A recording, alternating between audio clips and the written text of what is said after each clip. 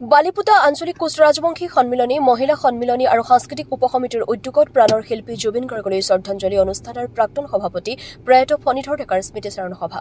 দৰঙৰ বালিপুতাত আজি দিনজোৰা কাৰ্যসূচীৰে প্ৰাণৰ শিল্পী হিয়াৰামথু জুবিন গাৰ্গলৈ শ্ৰদ্ধাঞ্জলি অনুষ্ঠান আৰু প্ৰাক্তন সভাপতি ফণীধৰ ডেকাৰ স্মৃতিচাৰণ সভা চিলাৰায় ভৱন বালিপুতা প্ৰাংগণত অনুষ্ঠিত হয়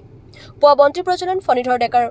প্ৰতিকৃতিত মাল্যাৰ্পণ গীতা পাঠৰ পিছতে বালিপুতা আঞ্চলিক কোচ ৰাজবংশী সন্মিলনীৰ সভাপতি বাসৱ ডেকাৰ সভাপতিত্বত স্মৃতিচাৰণ সভা অনুষ্ঠিত হয় বালিপুতা আঞ্চলিক কোচ ৰাজবংশী সন্মিলনীৰ সম্পাদক হৰিচৰণ ডেকা সাংস্কৃতিক উপসমিতিৰ সভাপতি মন্টু ডেকাই আধৰা সভাত স্মৃতিচাৰণ হিচাপে উপস্থিত থাকে প্ৰফুল্ল চহৰীয়া অৱসৰপ্ৰাপ্ত শিক্ষক দণ্ডধৰ ডেকা আৰু চিপাঝাৰ আঞ্চলিক পঞ্চায়তৰ সদস্য শচীন ডেকা উপস্থিত থাকে আমন্ত্ৰিত অতিথি হিচাপে উপস্থিত থাকে সদৌ দৰং জিলা কোচ ৰাজবংশী সন্মিলনীৰ সহ সম্পাদক সঞ্জয় বৰা 4 বজাত প্ৰাণৰ শিল্পী জুবিন গাৰ্গলৈ শ্ৰদ্ধাঞ্জলি অনুষ্ঠান 52 গছি বন্তি প্ৰজ্বলন আৰু প্ৰতিকৃতিত মাল্যাৰ্পণ কৰা হয় সকলো ৰাইজে আবেগেৰে মায়াবিনী ৰাতিৰ বুকুত গীত গায় নিউজ ডেস্ক AIN লাইভ হয় নমস্কাৰ আজি আমি বালিপুতা আঞ্চলিক কোচ ৰাজবংশী সন্মিলনীৰ তৰফৰ পৰা অসমৰ প্ৰাণৰ শিল্পী লুইত শিল্পী তথা জনশিল্পী বিশ্ববিশ্ৰুত এগৰাকী ব্যক্তি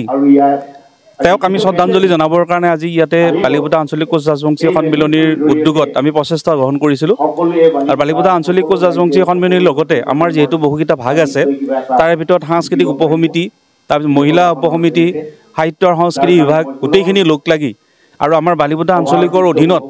34টা আমাৰ শাখা আছে খেল আছে গোটেই খেলবিলাকক আমি জড়িত কৰি আজি এই বালিপুতা অঞ্চলত আমি জুবিন গাৰ্গক আমাৰ অন্তৰৰ পৰা তেখেতক শ্ৰদ্ধাঞ্জলি জনাবৰ কাৰণে আটাইখিনিকে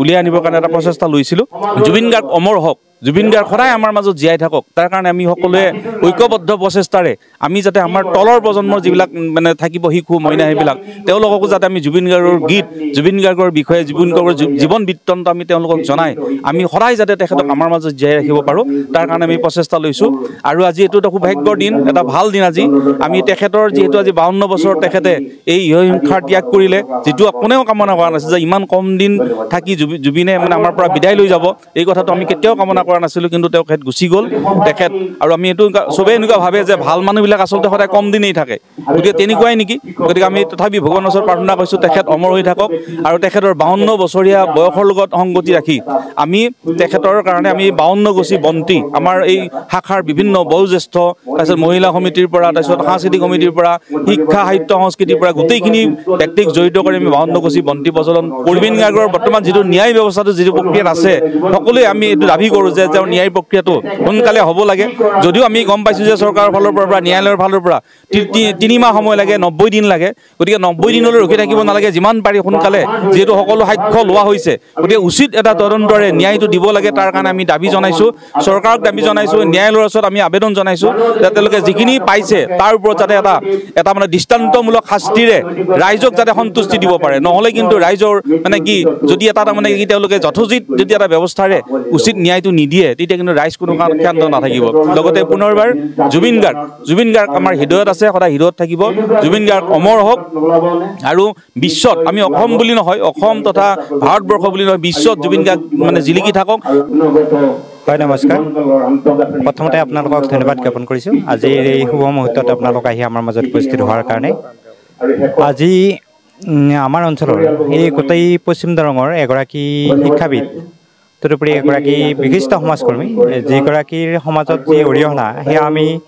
আপোনালোকক কম কথাৰে কৈ শেষ কৰিব নোৱাৰিম কাৰণ তেখেত একেধাৰে এগৰাকী ভাল সুনিপুণ শিল্পী আছিল এগৰাকী ভাল অভিনেতা আছিল এজন কীৰ্তি শিক্ষক আছিল তদুপৰি এজন সমাজ সংগঠক আছিল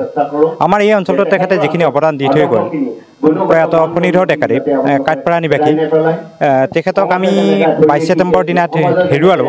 আৰু তেখেতৰ পুণ্যাত্মাৰ পুণ্য স্মৃতিত আজি আমি স্মৃতিচাৰণ সভা অনুষ্ঠিত কৰিছোঁ লগতে আপোনালোকক জনাবলৈ পাই আমি সুখী হৈছোঁ যে আজিৰ দিনটোতে আমি আমাৰ মৰমৰ শিল্পী প্ৰাণৰ শিল্পী জুবিন গাৰ্গৰো শ্ৰদ্ধাঞ্জলি অনুষ্ঠান